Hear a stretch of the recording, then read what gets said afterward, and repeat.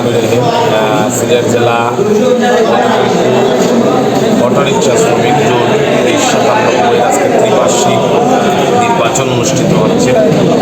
তো কেন্দ্রে ভোট গ্রহণ চলছে।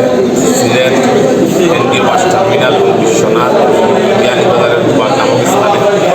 আমরা বর্তমানে আছি বিশ্বনাথের সেবা কমিউনিটি সেন্টারে।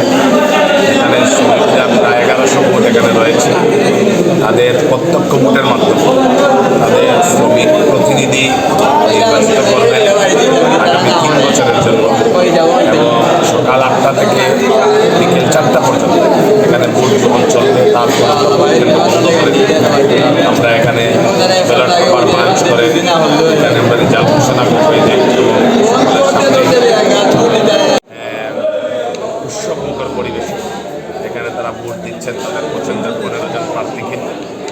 আশা করি শ্রমিকদের কল্যাণে যারা আগামীতে কাজ করবেন তাদেরকেই সাধারণ শ্রমিকরা আগামীতে ভোট দিয়ে নির্বাচিত করবেন সেই আশা, সেই প্রত্যাশা করছি এবং সকলের কাছে দোয়া এবং সহযোগিতা করছি।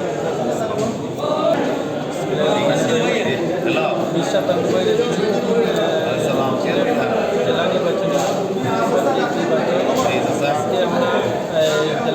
3টা কেন্দ্র, একটা হল বিয়ানীবাজার, একটা হল সিলেট ঢাকা, একটা হল বিশ্বনাথ সেবা কমিউনিটি সেন্টার।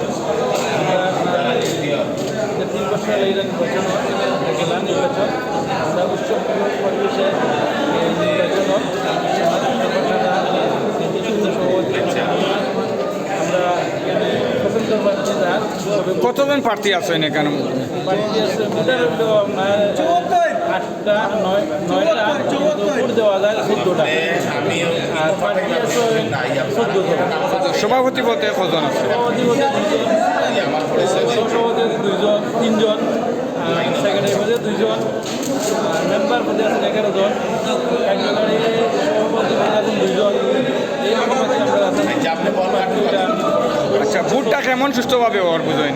সুন্দর শান্তভাবে বুঝবো, এখানে কোনো জায়গা ঝামেলা নাই। আমাদের বিশ্বনাথের সব স্তরের সহযোগিতা কথা আমার বিশ্বনাথ উপজেলা বিএনপি গেছেন, বিশ্বনাথ উপজেলা সেক্রেটারি নাম লিলুবাই হয়ে গেছে, সবাই পরিদর্শন করে যাইরা ভালো লাগে। আরও অনেক দুজন নকল আইরা ভোট কটা পর্যন্ত চলবে? আচ্ছা, ভোট যখন তাকে যখন ভোটার যখন থাকেন 4টা পরে এটা কি ভোট দিতে পারবো? ঢুকে গেলে হয়তো একটা সময় দেওয়া ওইটা আমাদের রাজন ভাই আছে প্রধান নির্বাচন কমিশনার হিসেবে উনি একটা সার্টিফাই করবেন, হয়তো ভোট ভিতরেই হবে।